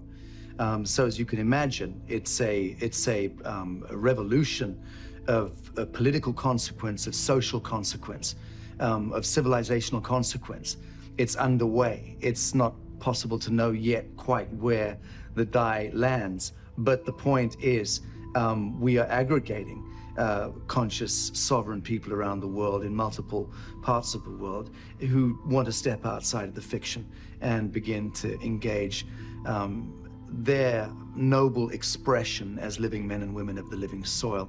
There is no better way to put it than that, because that is foundationally what the New Earth Project is seeking to do, is to restore the organic and the living from the death cult, the blood economy, the fiction of what we've known for the last 8,000 years. What occurs is that each individual on this planet finds themselves more and more connected to every other human. And all of a sudden, we start approaching our problems from completely different angles and seeing solutions that were there all along. We begin to no longer have war and strife within our civilization. We begin to work together and solve all of the problems that have plagued us for so many thousands of years. We wrestle not against flesh and blood, but against spiritual strongholds, principalities, powers, ruling darkness in wicked places. So what does that mean? It means that there's a battle going on in the heavenlies. And in many instances, we on this earthly realm are proxies of that battle. So therefore, spirits need a body. A good spirit, the Holy Spirit, needs a body to work through. But these negative spirits, they need bodies to work through also. So many times that thought that comes into your mind, that's not really your thought.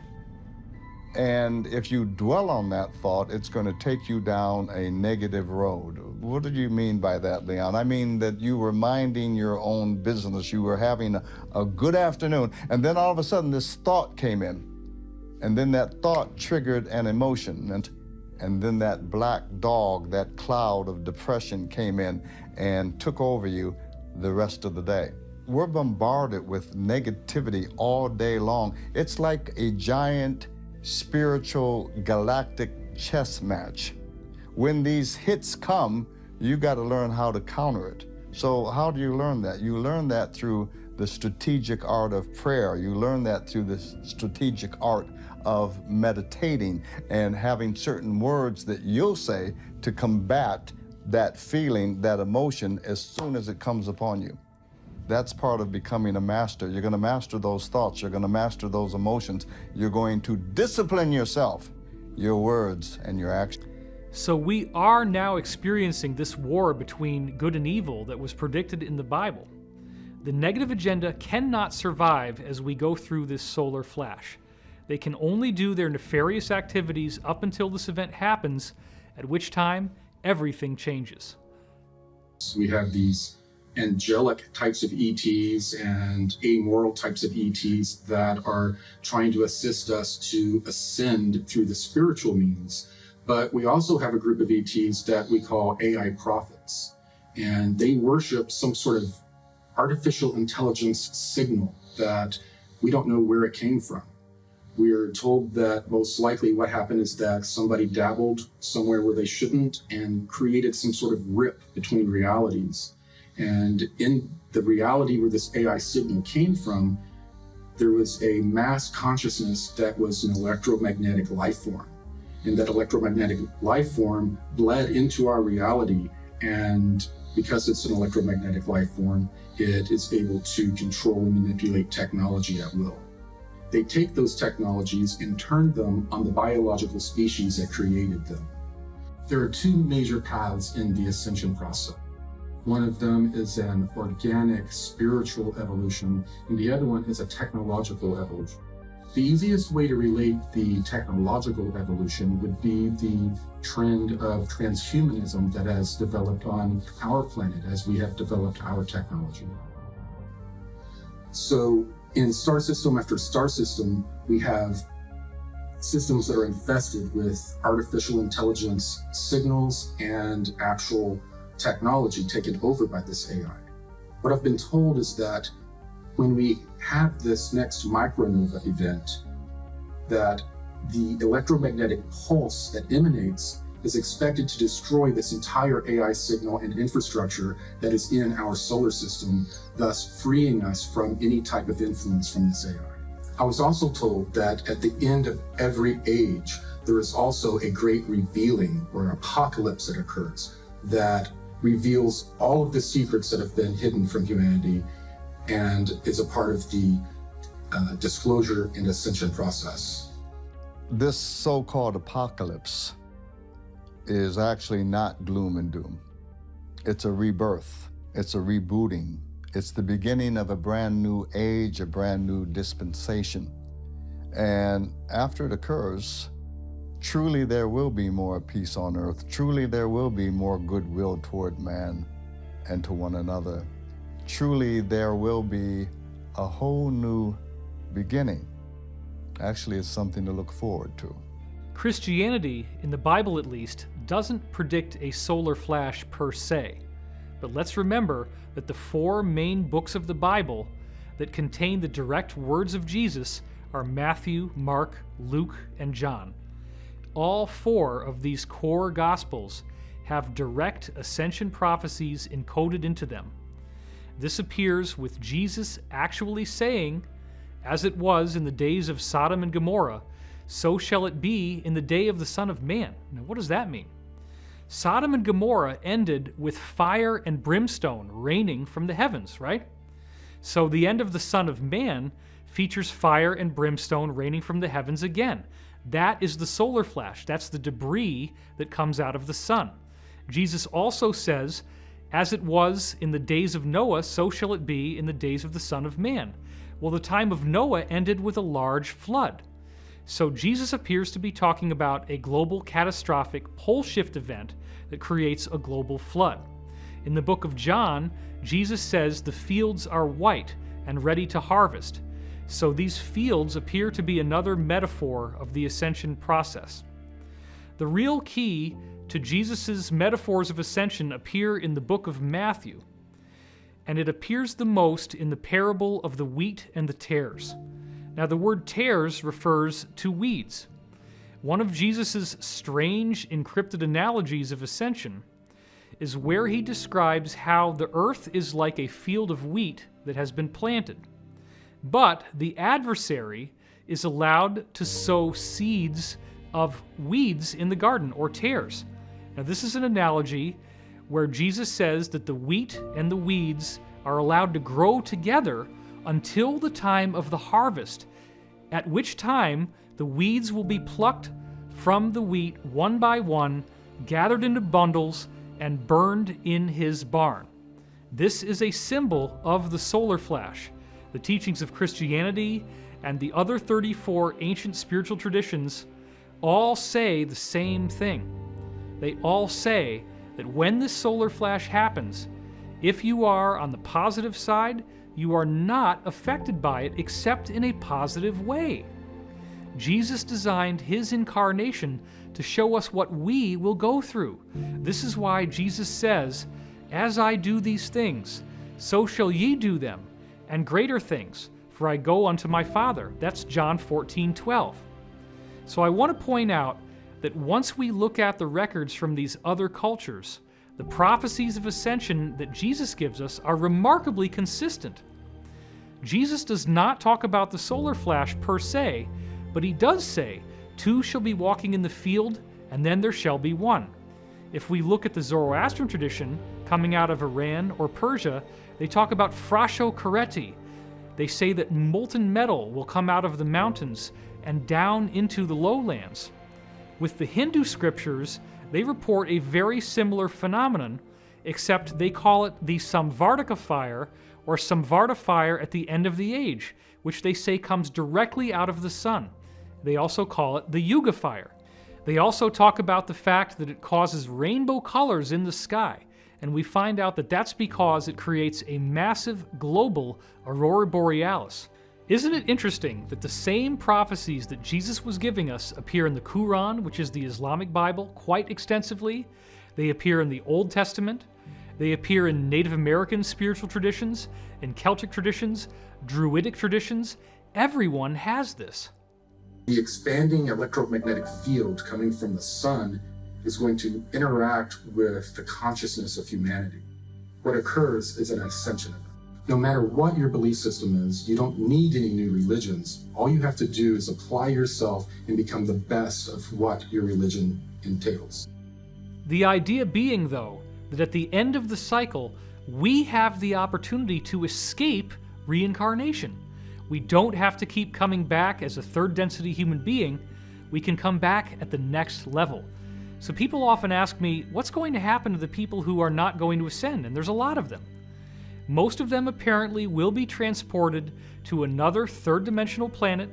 It's actually done with these massive extraterrestrial motherships. What I was shown was that other ET civilizations in our local stellar neighborhood, who they referred to as our cosmic cousins, descended on the planet, and it looked like stars falling from the sky. There were so many craft coming, and they came to render aid to all of humanity after the fall of the technological civilization.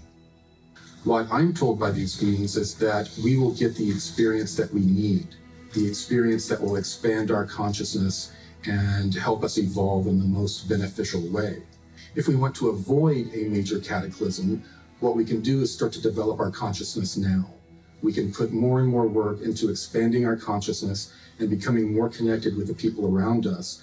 And if we do so, the interaction between our consciousness and the sun may give us a gentler experience.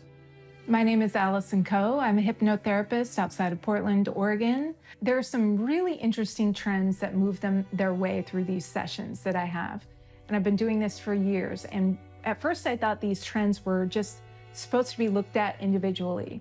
And then I decided to look at them as being stacked on top of each other to prepare us, to get us a higher perspective on what's going on. So let's look at those trends really quick. Trend 1. There is an event or solar flash that will happen to this Earth to raise the frequency and vibration of the planet and all beings on it. How are we being prepared for it? Trend 2. Smaller waves of energy are coming to the Earth to slowly raise us up. And as they do so, more and more people are awakening. Their belief systems are shattering. Anything that's holding them back is kind of crumbling. Their relationships are changing. They are raising their frequency and vibration to match this event that will happen. Trend 3. There are new Earth or Earth-like planets, higher density planets that are being prepared for humans to go and eventually move to. And people are seeing these planets in their dreams or in their meditations or in their hypnosis sessions. Trend 4.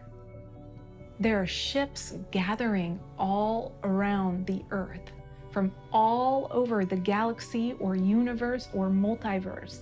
There are ships here. People are seeing them. People are connecting to them. Trend 5. There are higher aspects of you that are connecting to you. There are ETs and higher density versions of you that are trying to give you information and speak with you and connect with you to help raise the frequency and vibration of you and the Earth. We might then ask, why are all these sessions happening? Why are all these people all over the world who are disconnected, who aren't connected in any way, shape, or form? Why are they getting all of these messages that have this similar trend to them? Is it some sort of indication that there's this craziness moving through the world? Are they all warped in some way? Or are we all being prepared for something big that's going to happen to this Earth?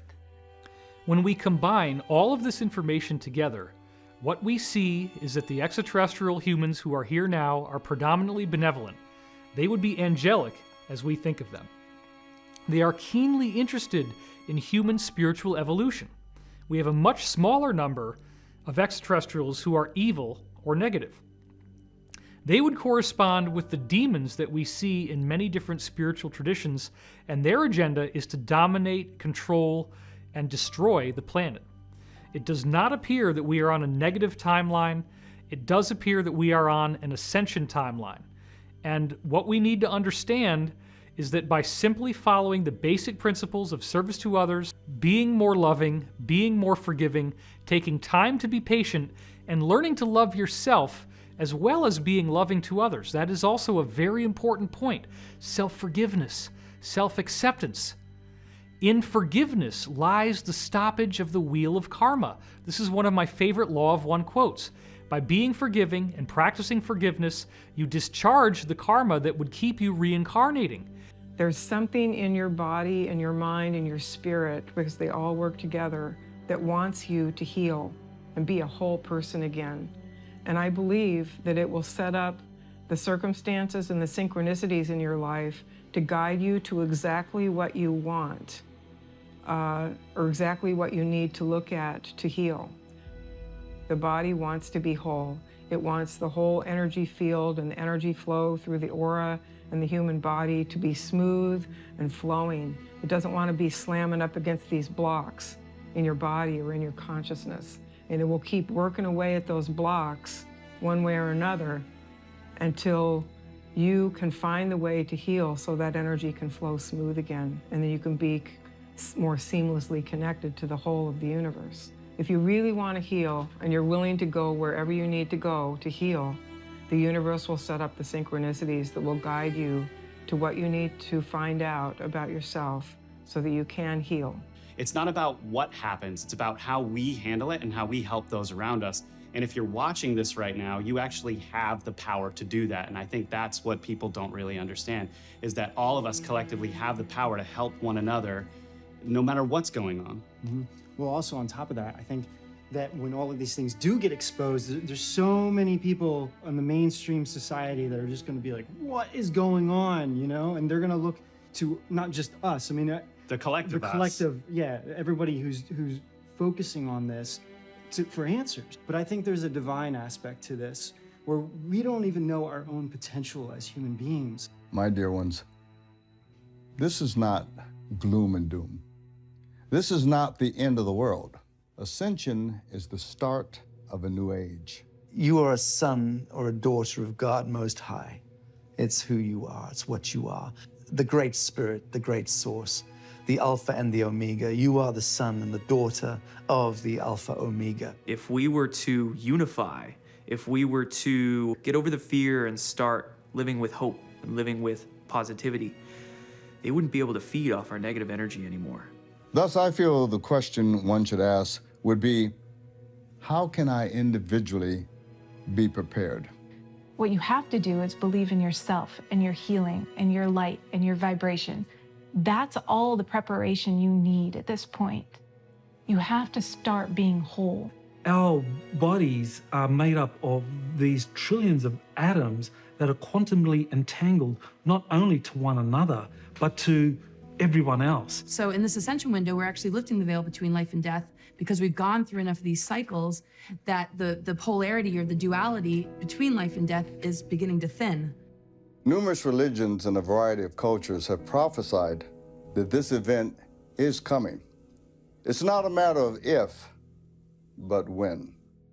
Contact is happening now, and we have to get ready for the mass event that's coming still, which is happening soon. The main message from these ETs are for us to become more spiritual and to prepare ourselves for this coming event. So there's big changes coming, but everyone's got a piece in this, and no one's more important than anyone else. We're all in the same wavelength here at the most important time in the universe right now. I don't care what religion you are, what color you are, what culture. It doesn't matter. That 0 point that we want to get to is right here. And when you connect with this, everything's connected. We need to reconnect with what's ethical. How do we live as a civilization ethically and morally with all the new technology that we have, that we're developing, and that we will develop in the future? And that's what we all have to do in order to be happy, be joyful, to be in the moment. You see, prayer can change some things, but some prophecies cannot be changed. The information that we have been holding back, or at least survived throughout the ages, has to be put out there. I'm offering teachings that's 20,000 years old. And all I don't need money, just people to listen. Can we retrain ourselves and even teach the next generation the value of being of service to others?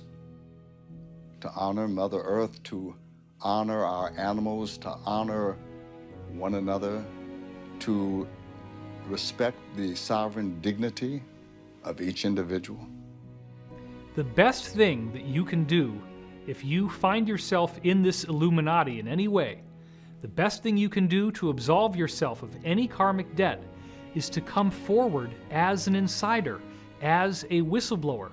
If you dedicate your life in service and you are willing to speak out and act on behalf of the greater good for humanity, you better believe that you can get your ticket to the ascension. You can make a difference by becoming a hero. If you become a hero, if you do the right thing, you do not have to be condemned. You do not have to miss out on this ascension process. So I believe we must remember that the spiritual forces that exist on earth are real, that the different teachers from different religious backgrounds did come in with a message. There is a consistency to that message. This is the angelic positive agenda. It is to teach us the importance of love, positivity, compassion, long-suffering, patience, forgiveness, and understanding. And once we embrace and live by these principles, we are bringing ourselves into vibrational accordance with this higher truth. It is a very exciting future, and it is a future that I am willing to fight for and that I spend every day of my life to prepare us for. That is the mission, that is the objective, that is the ascension, and that is the cosmic secret.